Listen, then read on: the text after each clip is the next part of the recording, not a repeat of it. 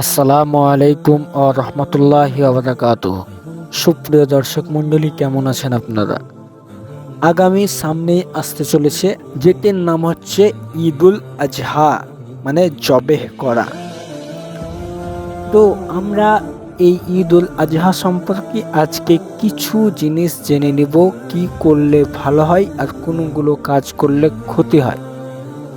আর আমরা এই ঈদুল আজহায় কিন্তু আমরা সকলের বাড়িতে কিন্তু পশু জবাই হয়। তো প্রথমে আমরা জানবো পশু সম্পর্কে।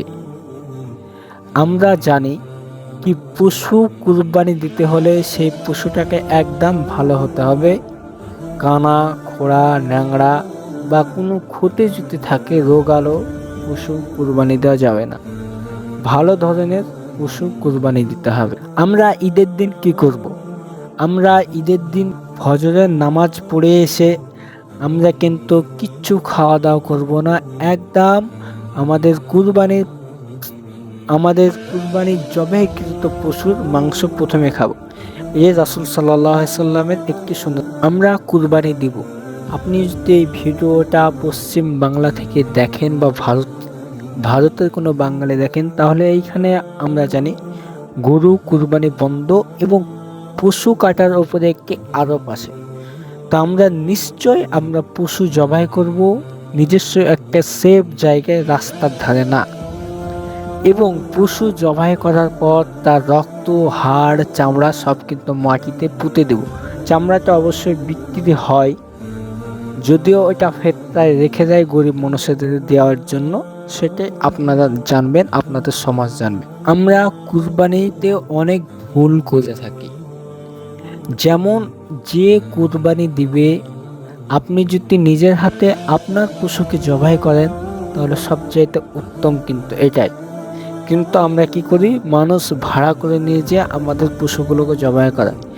এটা থেকে আপনি নিজেই যদি পশুটা জবাই করতে পারেন, আপনার নিজের কুরবানি নিজেই জবাই করবেন, অবশ্যই এটাই আপনার জন্য উত্তম হবে। আমরা সকলেই জানি কুরবানি দেওয়া কিন্তু সুন্নাতে মুআক্কাদা, মানে যার সামর্থ্য আছে তার জন্য একদম এটা দিতেই হবে, অজীব হয়ে যায়।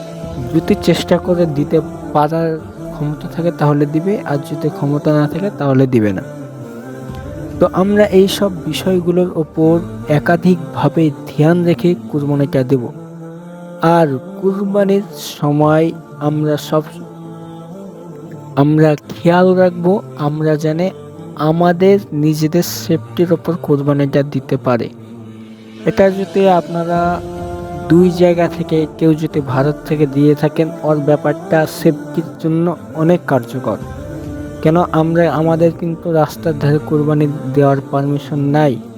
আমাদেরকে কোনো সেফটি জায়গায় বা জঙ্গলের, মানে কোনো ঘেরা জায়গায় কুরবানি দিতে হবে। বাংলাদেশে তো এটা ওপেন মুসলিম রাষ্ট্র, ওটা আমাদের এইখানে কিন্তু এটা এখন লাগু হচ্ছে না। অবশ্যই আমরা এই সব বিষয়ের উপর খেয়াল রেখে তারপর কুরবানি দেওয়া। ইনশাআল্লাহ সবাইকে আমার তরফ থেকে অগ্রিম ঈদুল আজহা মুবারক। আসসালামু আলাইকুম।